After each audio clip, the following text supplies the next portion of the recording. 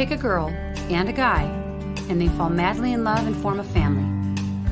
Sprinkle in some counseling degrees and a doctorate, a dream of transforming relationships as we know it. And 20 years later, we give you power couple Dr. Ray and Jean Kadkodian. And this is their podcast, Couples Synergy.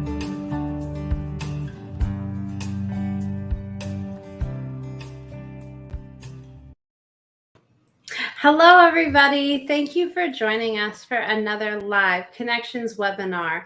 I'm Angela. I know it's been a while. I hope you've been enjoying your summer and the start to your fall. Today, we're going to talk about not taking things personally. So there's a lot to unpack here. I want you to start thinking about your relationships. That includes your romantic relationship, but friendships, relationships with relatives, the people that you interact with all the time, and how it feels when you take something personally or when you hear that someone else has taken something you said or did personally, meaning maybe not the way you intended it. If you have questions, I encourage you to use the chat. Ask them. They might be answered live on the air by Dr. Ray and Jean Kadkodian.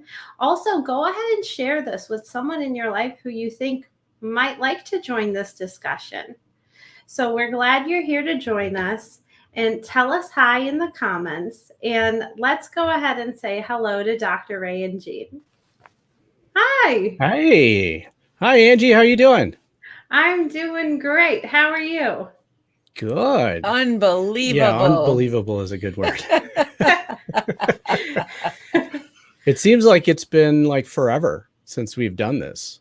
Because we were going weekly and then we switched to monthly. And then we switched to monthly, yeah. For the summer. So it does seem like it's been forever. And fall is starting tomorrow. Tomorrow's the solstice. Oh, yeah, that's right. Yeah. One thing I have to say, I don't know if you two see it, but there are these squares over your faces, and they move while your face moves. Thank you for pointing that out.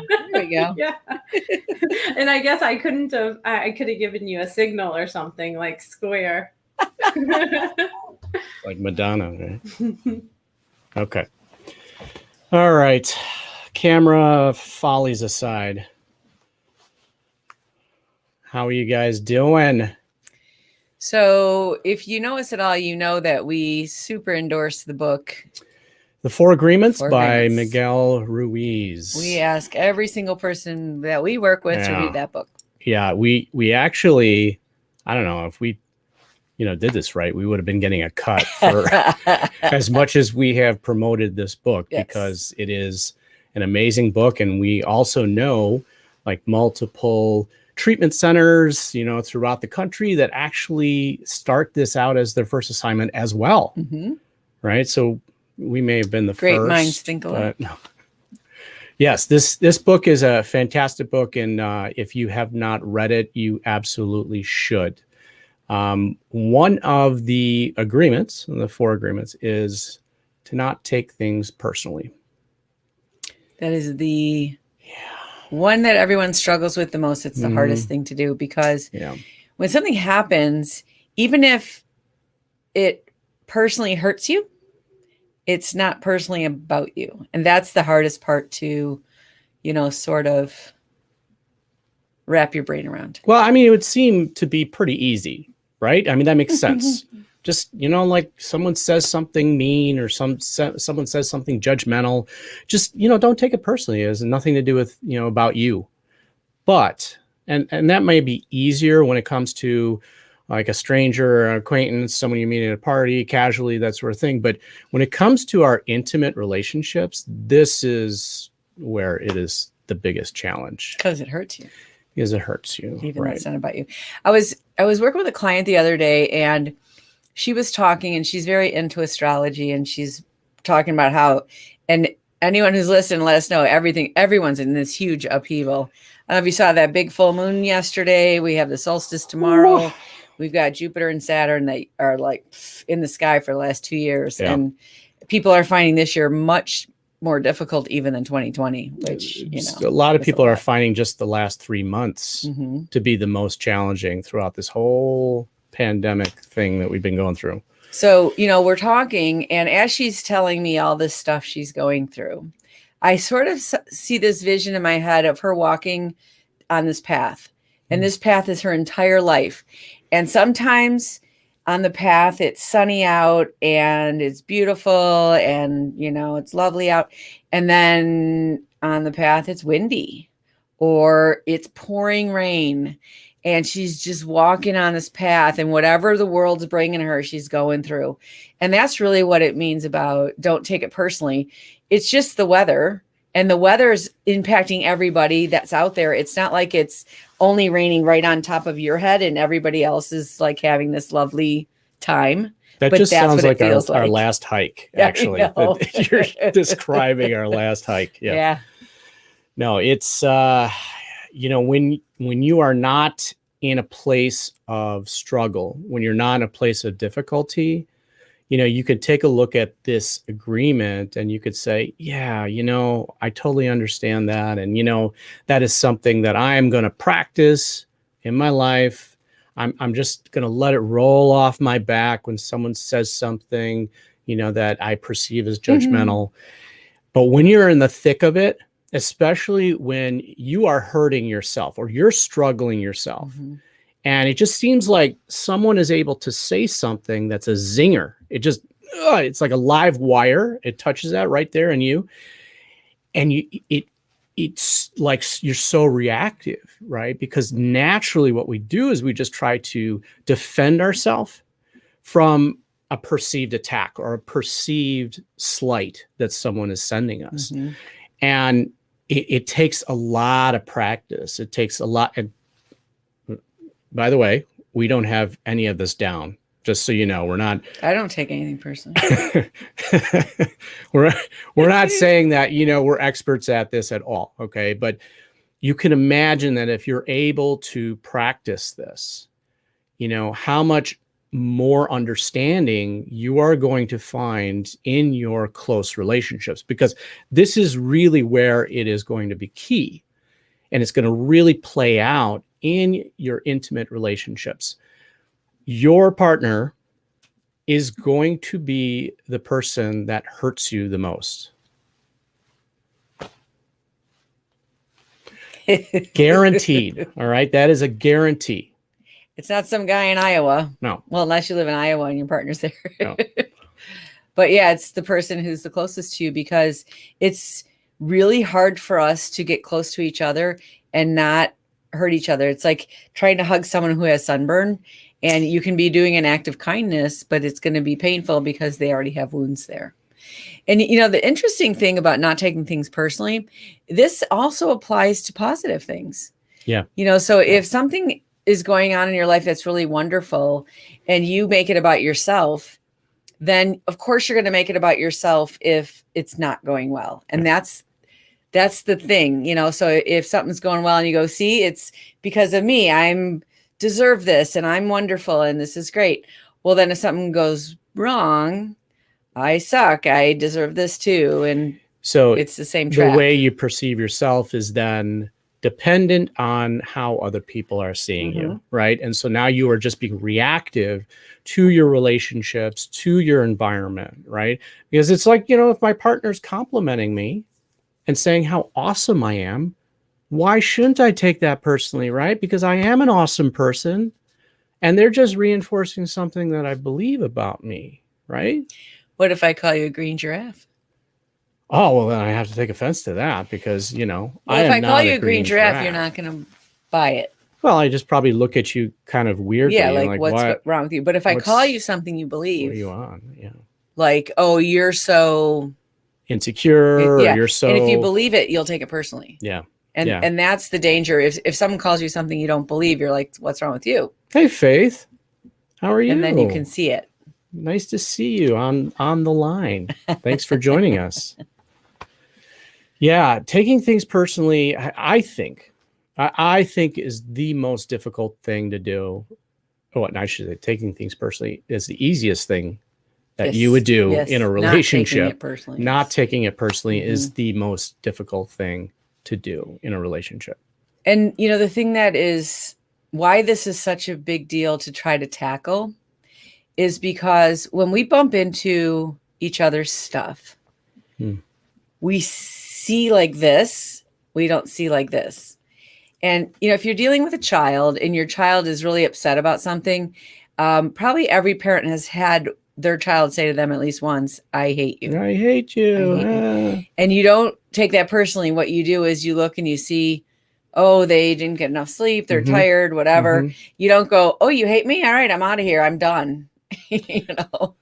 Yeah, I mean, because you could see through that, and you could see the pain behind it. And when human beings are in pain, when they are in a place of stress and anxiety, we lash out. We try to get that uncomfortable feelings, those primary emotions, try to just expel it out. And unfortunately, what happens is that close person to us is, receives it. We just kind of toss it onto them. And, we don't mean it. We just don't want to feel the way that we feel. Right.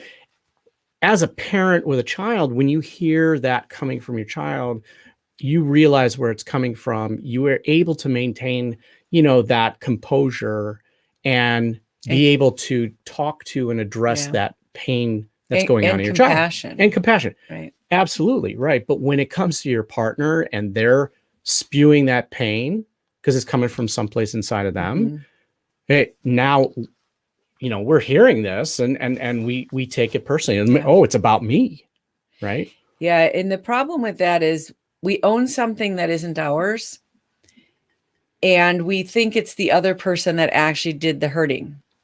So when we own something, if someone calls us something and we buy into it, we take it personally, that's our own work. That's our own work we have to do. But we think it's them. If they would just stop doing that, I would feel fine. And almost every couple that comes in feels that way because we see like this, we don't see like this, right? And they all come in and they say, well, if that person would just change, I would be okay. And that is a basic lie. It's a basic lie because we can hurt each other, but we can only heal ourselves. And we have to take responsibility for whatever life has dealt us. So if you're on that path and it's pouring rain, maybe you want to take out a raincoat. So you just and not yell at the rain. I just want to kind of go a little bit back here, and I want to stress something that you said, which is very important, and that is that when someone says something that hurts, that there is a part of us that believes it. There's a part of us, I shouldn't say the word believe. A lot of people have an issue with that. Like, well, I don't believe that about myself. No, there's a part of us that resonates, right? You think about, a string, a guitar string, as you pluck that string and it starts to resonate into the other strings that are next to it. Okay. Or if there's another guitar and you pluck the D string, the D string is going to start resonating in the other in the other guitar. Anything that's the same frequency. Right. Yeah. And so there is something that person is saying that's resonating within you. And so if I have, an insecurity about something, I don't trust myself about making a decision in one case, and someone says to me that, you don't make decisions or you're indecisive or something, then it's going to resonate within me, that insecurity that's already there. And that's why, I'm sorry. Hey, Ange. No, I interrupted you. Please continue. But go ahead. I lost my train of thought. Okay. Well, sorry. So I think that's a good segue, right? It might be a good segue into this question from Eric. Oh, hey, Eric. Hi, Eric. And I'll read it. When you are struggling with this, what do we do? Is creating alone time or space away from the situation okay? It depends. It depends. It's always so tricky with relationships. Yeah. There's never those like cut and dry answers. The most complicated thing you'll ever do is have a committed relationship, and so when this feeling, right, you're struggling with this feeling is resonating within you, if your intention is to take a step back and understand yourself and to see what is going on within you, right? What is it about what my partner said or did that is causing this feeling in me? If that's the intention, then great, awesome. That you're taking some time away so that you can figure out yourself and figure out where you begin, where you end, and how you are, joining in this relationship. If you are taking time because you are trying to punish your partner, you're trying to convey a message that you couldn't say verbally or authentically, then that intention is not ever a good thing. If you're taking time to cool off so that your brain works again and you can have a conversation, at least within yourself, that's really important. One of the things that there's a few questions you should ask yourself when you find yourself in the middle of a situation and you don't like what you're hearing. And one of the things that you can ask yourself is, what is it about me that's hanging around with a person like you? Because there's always that law of attraction, and that's where you find more in yourself. And the other thing you can ask yourself is it true? Is it true? Right? And let's say it is true. Yes, it's true. My partner said, you're lazy. Now I can ask myself, am I lazy? What if I'm not lazy? Then I can say, oh, that's not my stuff at all. That's them. And I don't have to take that personally. And maybe I can help them because they obviously are in a place where they're saying something just to try to hurt me, but it really doesn't because it's not true. But if it is true, then you want to ask yourself, is it something I like about myself or not? So maybe it's a Sunday and you've worked really hard all week and you want to take a couple hours and read a book and be lazy. You might go, I'm okay with, if this is what lazy is, I'm good. Or you go, I think I have been dropping the ball. I've been not really participating. I'm watching them do all this stuff and I'm just sort of, out of it. And they're right to call me out on that. And I agree that, I've been lazy. And then you can ask yourself, do I have the time, energy, and resources to change this? And if the answer is no, then you have to have a conversation and try to figure out what else you're going to do. And the answer is yes, you make a plan and you start a change process. But the very best question you can ask yourself, ready? Is this, how can I find a way to say thank you to this person for saying that to me? Yeah, that's, finding gratitude for the struggle and challenge that you're going through is very, very, very difficult. Very difficult. But it gives you an opportunity. It gives you an opportunity to say, if we're having this conversation, then something's out of whack and we need to figure it out. So the thank you is on the opposite end of the fertilizer you just got, because we know what fertilizer is made of. And so, Jean just threw like the 6-7 step process. I didn't keep track, but like, to go through and if you are able to be that calm and collected and you're able to really go through those steps, that is awesome. That is really awesome, because that's the kind of level of understanding within yourself that we all have to go through, right? One of the questions that I ask myself is, what am I supposed to learn from this? So whatever this pain is, right? This pain, I'm getting it from all different angles, all of this negativity or judgment or whatever that is. What am I supposed to learn from this?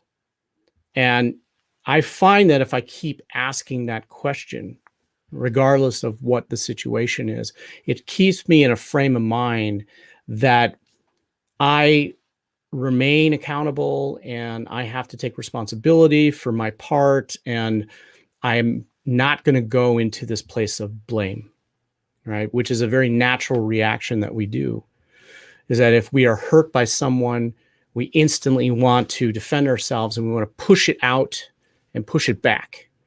And now we are blaming other people for this pain that we're in. And if we stay in that place of what is it that I'm supposed to learn from this, even if someone is blatantly wrong and they're blatantly hurting you, right?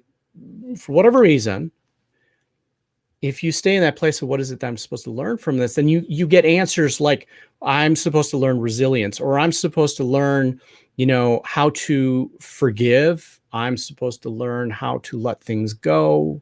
I'm supposed to learn how to be humble. And so, when you stay in that place, you are not giving away your power to the people that are hurting you or the people who are judging you, right? Even if it's your partner, especially if it's your partner, right? I mean, hopefully out there, your partner is not hurting you intentionally. If that's the case, we'll have a very different conversation here. But most often, our partner is going to hurt us because they are hurting themselves. And so when you feel that coming towards you and you're asking the question, what is it that I'm supposed to learn from this? Maybe it's, to find a place of compassion.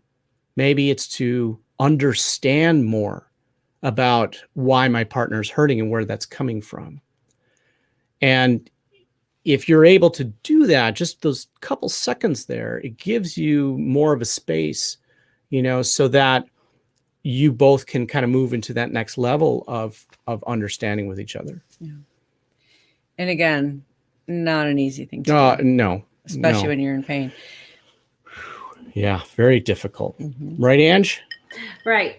So, what I've been thinking about is we could ask you, what are the major reasons why couples come to work with you two, right? And I already know one major factor is communication issues. That's it. Number one. However, I also, I believe, right, I hope I'm assuming correctly, that one element of problems in relationships is finances. Am I correct with that? Yeah, Yes. the top two subjects that couples fight about is money and sex. Okay.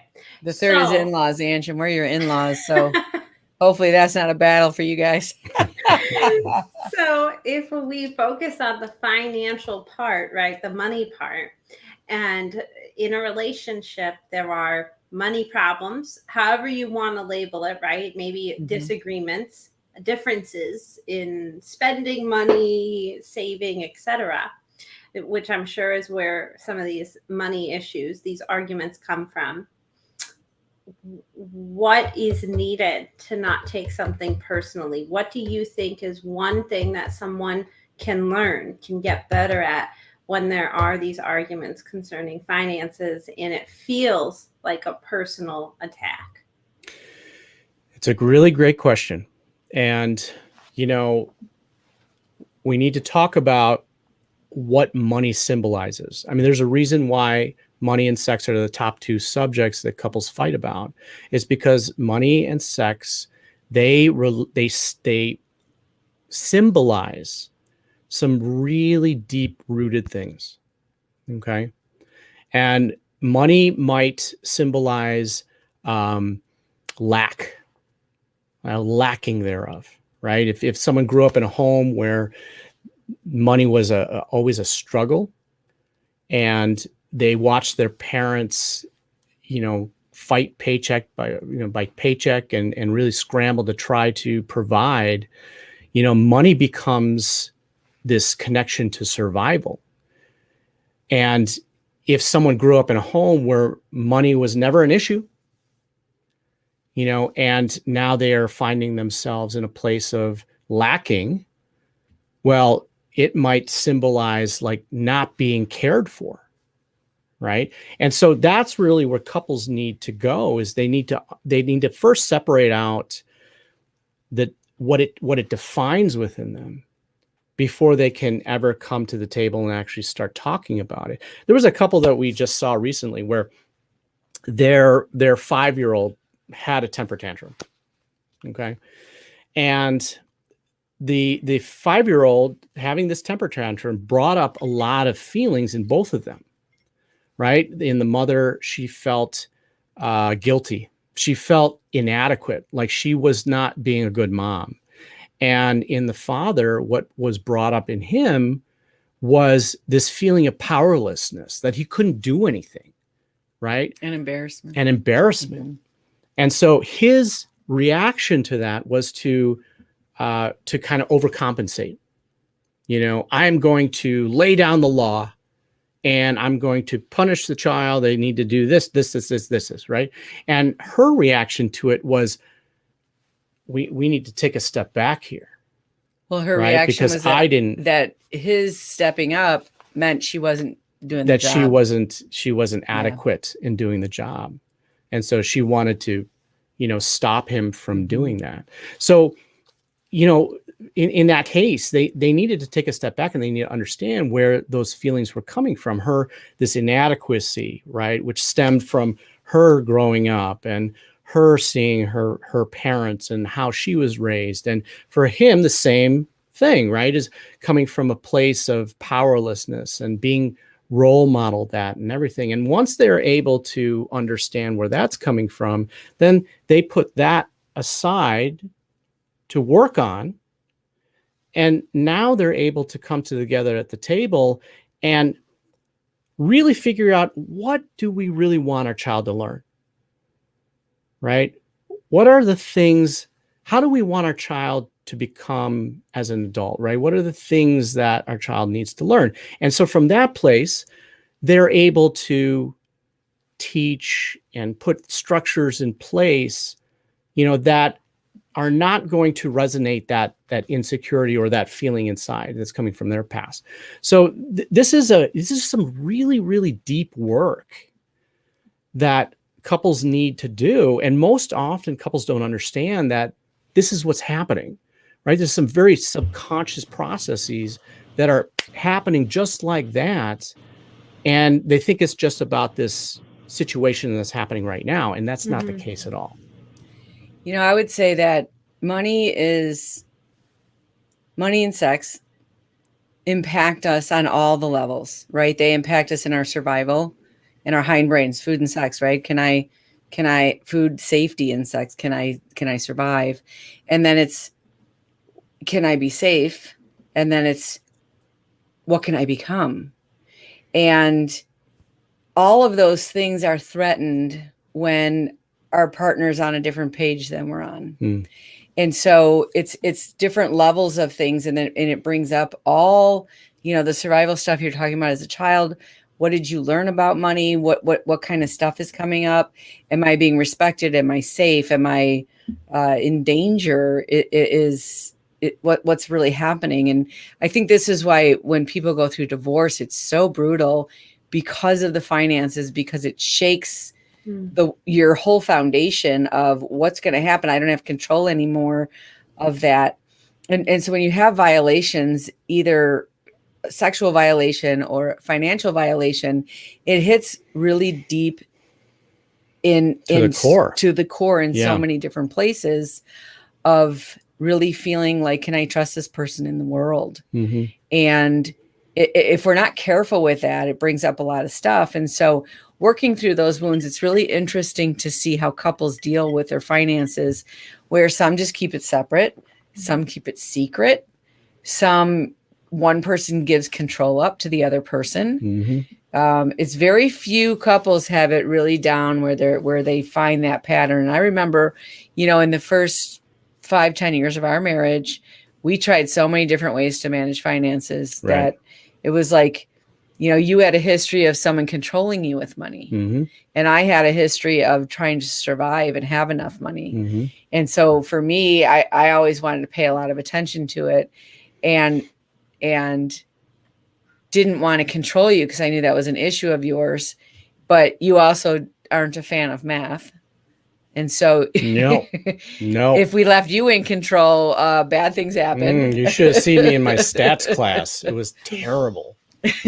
So like the concept, you would write a check and not really have that concept that's going to come out of the financial number you see when you look at the bank account. Much better today, just so you know, much better. And so we had to navigate so many different things just around finances. And what people try to do is create rules. And rules never work because it's never about rules. You could have all the rules in place and you could have tons of money in the bank, but you're not going to resolve the issues that are attached to the symbolism of finances, of what it really means in your world. Like if you just write the word money down and then just brainstorm, like whatever comes up, everything, is it money's dirty, you can't be greedy, I should be wealthy because then I'm important, all these messages we hear throughout our lives. And then we can use that as a way to compete with each other, or we can use it as a way to connect and try to become whatever we can become in the world. And it brings up everything. It hits us at every level of our being. So short answer is great answer. short answer is that money and sex are the two most direct ways that you are going to take things personally in your relationship, without a doubt, across the board. And we're not and threaten you. Yes, and we're not talking about select couples here and there. We're talking about all couples across the board. All right, because sex means something very different to all different people, and money also means something different for all different people. And it's not good or bad. It's that couples need to find an understanding, and not just, as Jean said, finding rules that keep them in place, but find what it symbolizes for each person. Right? Because it's only there that you're able to find a place that respects both. You imagine how scary it would be to take 100% of your finances and find someone else, just anyone, and say, here, hold that for me. Put that in your pocket and do the right thing. Because they're probably not going to do the right thing because it's such a big deal and it's so tempting and easy. And so it's a constant thing we have to keep an eye on. It tugs at strings of trust and betrayal, and insecurity. It's connected to so much within us. And we can use it as a weapon. We can have a really bad day and go out and spend and be like, screw you. So what? I'm going to, shoot myself in the foot at the same time, but I don't care. I'm so angry. Right. Well, and then maybe that's where those beliefs come from, right? Maybe some people don't feel like they're shooting themselves in the foot. Oh yeah. Yeah. Because, no, I mean, again, because of their definition of money. Short-term versus long-term. Especially if there's a power differential in the relationship where one person has more of the power than the other. Then it's like, if, for example, there's a client who, got a prenup right in the beginning before they even got married. And it's because he knew that his soon-to-be wife was irresponsible with money. And so from that place of power, the power differential, he could dictate all he wants. Right? You're spending too much. You should probably save your money. That's, maybe if you pay this bill, maybe you'll learn to be responsible. Right. And so you see that this power differential puts the person in a place of not being equal, never being equal, right? Being in control. And that is how it can be used as a weapon. Now, is the intention to use it as a weapon? No. Right. In fact, the intention was to help, right? To teach, to try to motivate, right? But in a relationship, that's the rules. He's trying to make it rules. Right. That's the rules. In a relationship, that there should never be a power differential. Right. Both people are helping each other. Both people are trying to, heal each other. And your goal should be to help your partner become a better version of themselves. And likewise, if you're both doing that equally, then you both rise together. And so it's really important to talk about what that feels like for you and what it brings up for you. I knew a couple, and these people were from a generation that was born in the 1940s, and they had a very long marriage and very much loved each other, and he had a gambling problem so bad to the point where she actually had to divorce him to protect their assets so they could keep their house. Wow. And that's a couple issue, because she looked the other way and he hid from her what was happening. And so there's so much going on there. And to the point where actually she had to legally divorce him to save both of them. It's heartbreaking. Yeah. Yeah. And so he didn't really get the help he needed because she actually protected him from that. Mm-hmm. And they had to go through that. This is big stuff. Yeah. I was going to say, in that extreme example here, right? That is when, taking something personally is allowed to continue and grow and fester. And we've talked about this in past connections and podcasts, and that is that, a stitch in time saves nine. And this is where couples fail to really take a look at issues that come up, which inevitably are going to come up. And they just take it and they push it aside, or they say, it's not really a big deal. Let's just, put that on a shelf or sweep it under the carpet. And it just grows and it festers.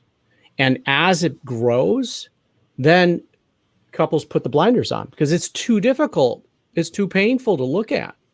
And every time we look at it, every time we talk about it, we get into a fight. Well, I don't want to feel that feeling when we get into a fight. So let's just distance ourselves, even more. And this is a natural issue that happens across all relationships. And if couples don't attend to it, they end up seeing us. And if hopefully they end up seeing us, right?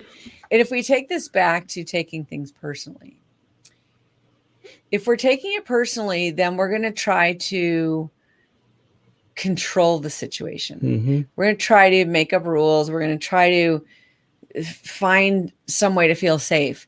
But if we don't take it personally, then we're only left with whatever we feel and our own choice. I choose to be with someone who violates my trust. I choose to be with someone who does this, and I actively participate in that. And that's why when you ask the question of, why do couples try to work on this? Communication is the crux of what are we not actually talking about that isn't keeping each other safe. And if the number one spiritual law is that all is one, what's hurting you is also hurting your partner. And so whether it's money or sex or any other thing that's going on, if it's not okay within the us, it's not okay within the I. Does that make sense? For either person. And so one person isn't voicing their opinion enough, and the other person is keeping secrets. And that's across the board, whatever the issue is, that's always the way it works. And that which we keep secret wreaks havoc in our lives. That is where our shame is. And so one person that's keeping secrets is experiencing a lot of shame, and the other one is experiencing a lot of betrayal. And that's why being in a relationship is so difficult, because you're always, and accountability is really the wrong word, because you can't assume accountability for your partner without that also hurting you. Yeah, it's a power differential. Right. And then to be able to trust someone who's violated something and not be vigilant and not hold them accountable is really scary and hard. And that's the hard work. I would guess if we're on that walking path, that's the major storm. Right. So the number one issue why couples come in is not necessarily communication. It's actually a lack of communication. In that they are not communicating what they are supposed to be or what they should be communicating, right? They're not voicing what it is that it's bringing up for them. Mhm. right? And so if you're taking something personally, you are communicating your defensiveness, you're communicating your anger, as a defense, but you're not communicating what it's bringing up for you, because that's a very vulnerable thing to do. It's very difficult to say that. It's your partner says something, it strikes that live wire in you, and you say, I don't know why you just what you said there made me feel this way, but I'm feeling really, hurt. I'm feeling very attacked. I'm feeling judged, and I don't know where that's coming from, because you may not. All right. Or maybe you do. I think that's the hard work, right? Oh, To yeah. figure it out. Sure. In the moment, especially. I mean, there's no way you're going to, be able to connect with that right in the moment.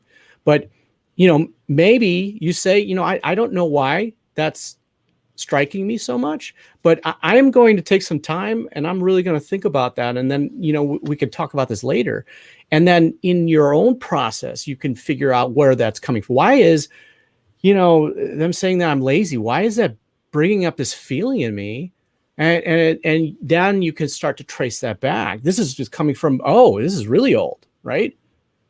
And then you can come and talk to your partner. When you said that, this is what it brought up for me. And if your partner's open, then they can understand, I didn't know that's what, I said and what it brought up for you. And, I don't want you to feel that way. So this is like the ideal, right? This is what couples should be doing. And in doing that, they evolve their relationship. They get to the next level, next stages of development and bonding in their relationship. And as we have said, this is not an easy thing to do. And in this throwaway world that we're in, it's much easier to walk away. It's much easier to distract yourself and just sweep it under the carpet and say, I'm just not, we're not going to deal with this right now. Right. I would also, if I was working with someone and they were really struggling, and what it is, the struggle is, I have a conflict in what I need. I need my partner to be with me, and I need to feel safe. And I don't have both right now. And which one is in competition? And so I love when you can start out with a statement of truth. And the statement of truth has zero opinion associated with it. And it sounds something like this: I choose to be with someone who lies to me about money. I choose to be with someone who hides things or doesn't let me in. Whatever the thing is, whatever's true. And it's not a judgment like you're a jerk for lying to me. It's just, that's a fact. It's a fact of some kind. And then what you do with that truth is then you have to sit in that and go, wow, how do I feel about that? And that's where the work is, when you get down to that feeling level, because relationships are not, a relationship is emotion. Absolutely. And then if you say to your partner, and don't do the crap of, I'm going to manipulate you and tell you if you do this again, I'm leaving you, but I'm really not, because that's not true. Because you meet this other need and I'm in conflict and I wish you wouldn't, but I'm going to threaten you and I'm not really going to follow through because it's really manipulative and I have strings attached and I just really want you to change. And so you could say to your partner, I'm not going anywhere, but when you do this thing, this is what it feels like for me. I just want you to know that you could choose to do it. I can't stop you. I have no control if you do this to me or not. But I can let you know when you do, this is what it feels like. And you should say, and let go of the outcome. Like completely let go of what your partner's going to do. Because if you have, this expectation that they are now going to hear you and change, well, you have strings attached to that. Right? You're trying to manipulate or say them. Sorry or comfort you. What? Yeah. No. You cannot expect an apology. I demand an apology. It just. No. I want to say something about that too, because women believe what men say and not what they do. And men believe what women do and not what they say. And that in and of itself, when you get the words you want to hear, but not the behavior behind it, it keeps you hooked into the game.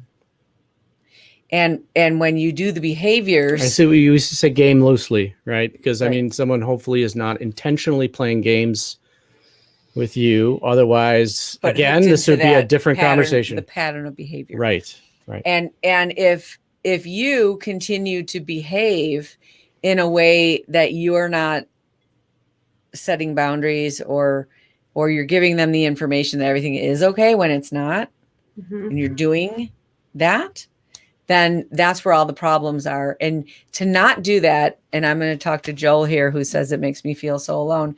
To not do that, to be authentic, is terrifying, because it competes with that need of, I might get abandoned here and be alone. And so what we do is we try to have a relationship out here and avoid what's really going on in here, so that we don't have to go through those experiences. But the truth is, we're not protecting ourselves from any of that pain. We already feel it. The two most vulnerable emotions that we all try to avoid in these intimate, close relationships is the fear of rejection and fear of abandonment. Mm-hmm. And both of them make us feel really alone. And so this is, I hate to say this, but it is a normal process of being in an intimate relationship. It just is. I mean, what we're talking about here, we're not talking about relationships where, there's like this huge betrayal and it can lead up to that. Okay. But this is something that we all experience. Mm-hmm. I wouldn't even say it's a relationship. It's a human experience, because we can never really, really know. Yeah. We can never know. Yeah. And we really have to deal with whatever happens with our hearts open to another person, which is so terrifying. And the thing is, if I stepped on your foot, if I had high heels on and I stepped on your foot, that would not hurt me at all. And I look at you like, why are you crying over there? I'm fine. I have no idea what's going on. You're a mess over there. I don't know what's wrong with you. And that's what it feels like when we step on each other. We don't feel the pain of that. Mm-hmm. But when we get stepped on, it hurts really badly. And it's the sharing of that helps us feel connected. But what we do instead of share, ouch, that hurt, we say, F you. And Right. we fight. How dare you? Angry. Push you away. And right? then what do we get back? Anger. We don't get compassion back when Mhm. we tell someone to piss off. Well, right? because the natural reaction Right. is that if someone comes at you and Mhm. hurts you, the first thing you're going to do is you're going to push. You're Yeah. going to get away from me, right? I want some distance here. I need to protect myself. Mhm. And especially if it's emotional, Mhm. right? Then it's, I don't want to feel this feeling. And as we've said, it's inevitable that your partner is going to hurt you. And so that natural reaction is going to happen. But most often what happens, why are you smiling? Most often couples don't try to come back. They don't say, okay, that was my knee-jerk reaction. And, now I need to try to understand this more. And, I'm sorry about this. And I want to improve. Right. I'm laughing because I had this little flash in my head of, thank you, sir. May I have another? Oh my gosh. And it's this idea that the person who's hurting you, you have to show up vulnerable with. And it doesn't make any sense logically, right? Like, you're referencing Animal House. Sorry. Is that what you're doing? Well, I'm can't just believe that. sorry. But it's the idea that, like, the person who just hurt you is the person who you now have to be vulnerable to and hope they don't hurt you more. Mm. And that's where you heal. And it doesn't make any sense. Like, you have to lean into pain in order to heal in a relationship. Yeah. It's tough. We say that all the time, and Yeah. people, they just kind of look at us like we're nuts because it is true. Physical pain, you naturally move away from. But when it comes to that emotional pain in a relationship, you have to lean into it. And that's where that growth happens. And it just seems counterintuitive to actually lean into pain, because why would I want to feel more of it? Mhm. Right.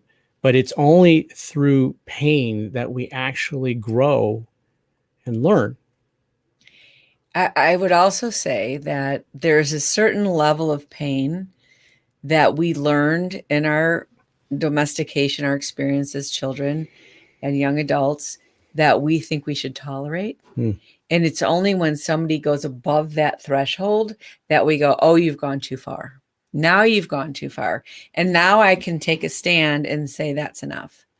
And so that's how complex everything is, right? Yeah. And then you can start to heal stuff, and then you become more sensitive. And this is a thing that we get in debates with people who are in the space of relationships, that people think, well, if you just lower your expectations, you won't get hurt. Oh yeah, that's easy, right? And we would say, if you don't raise your expectations, you will never have a great relationship. You have to let your expectations get higher and higher, and your tolerance for pain to get more sensitive, in order to stop hurting each other sooner, rather than wait till you get the sledgehammer before you're able to speak up and say, okay, that's enough. I have to clarify, because, raising your expectations is not the same as making sure your partner meets your expectations, right? That, again, is reinforcing a power differential. When we're talking about raising your expectations, it's within yourself. It's not compromising your own values, to be with a partner who does not live up to your own expectations, okay, or your own value set. So it's all within yourself, trusting yourself, listening to yourself, okay? I just have to kind of give what we're all talking about here, right, is just really resonating, with this memory of this couple that we have been working with. And they are an awesome couple, and they were really struggling in the beginning, this lack of communication, and taking things personally, and because of that, there's huge distance that was being created between the two of them, and it's only in them working together and really coming together, that they were able to find that place and that space, of connection and bonding that we all want, and we all search for, and we all strive for. And, this couple really is close to my heart, because, he just recently passed. And because he was able to go through that experience, I think that really highlights the crux of the work that we do and why it's so important. Because in the end, the only thing that matters is our relationships. That's it. We're not taking anything to the grave with us, our successes, our money, none of that matters. And it's really, are we able to, leave this world to the place of saying that I am complete. I've done my work. I've learned what I'm supposed to learn. And do the people I love know I love them? Yeah. Did I make them important, more important than everything else? Right. And we can't do that if we're taking things personally. Right. And of course, I'm going to make mistakes, and there are going to be times I'm going to take things personally, and that's just human nature. But it's in the struggle where we become, and we should never be complacent about where we're at. And when you think about those final moments, and you could have, we just watched a movie about 9/11, which we just crossed over 9/11 again for the 20th year, the anniversary. And the people who were on those planes, who knew what was coming, they picked up their phones and they didn't go check their life insurance policy. They called their person. And the person they called, they had one choice. Who were they going to call? And in the end, who are you going to call? Who are you going to call in that moment? And at that moment, you won't care about anything except telling that person you love them. I think we can end here without a meditation. Oh, Yeah. How oh, about that? okay. That sounds very progressive of you. Just once. Change Right. it up a little bit. So, And just to contemplate that idea of, really getting things in that place. And as when you get into those moments in life when nothing else matters because something huge has happened, like someone passing, you can't live there. You do have to go back and deal with finances and deal with food, clothing, and shelter and deal with the realities of life, because each of those have lessons within them. But it is really important to try to find that centered place within yourself to make sure you're always in alignment with what that truth is. And that when you come out with stuff, it gives you that courage to have those difficult conversations.